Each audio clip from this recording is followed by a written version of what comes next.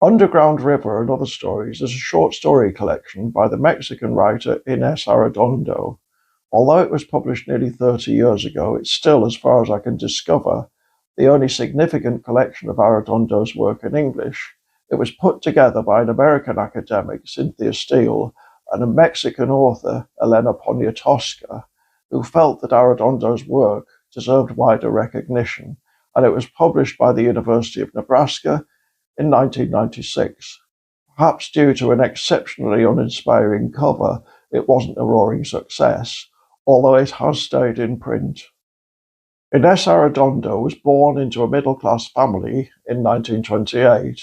She spent much of her childhood on her grandfather's sugar plantation, El Dorado, which became for her a kind of archetype of a magical world, and provided background inspiration for many of her stories. She went to university in Mexico City when she was 18 to study philosophy, but she became depressed after reading Nietzsche and Wittgenstein.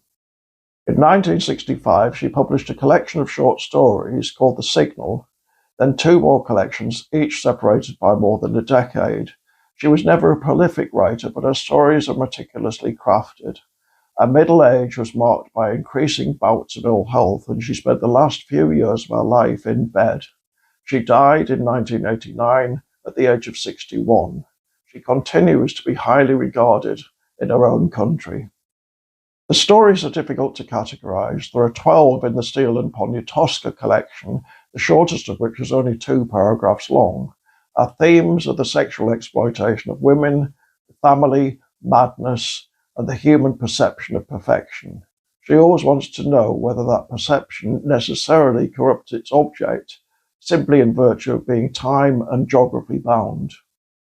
Of the 3 stories about male sexual predation, probably the first in the collection, The Shunammite, is the most blatantly tragic. It concerns a young woman who marries an old man on the assurance that he's on his deathbed.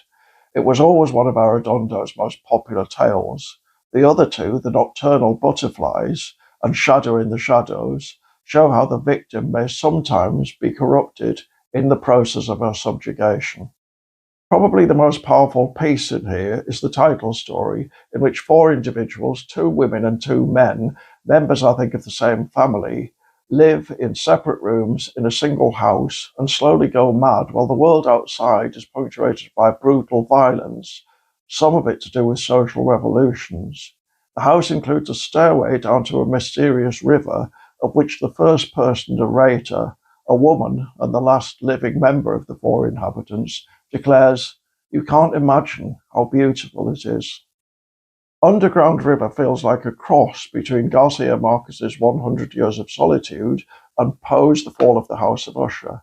It's written as an extended warning to a 5th person never to come to the house under any circumstances.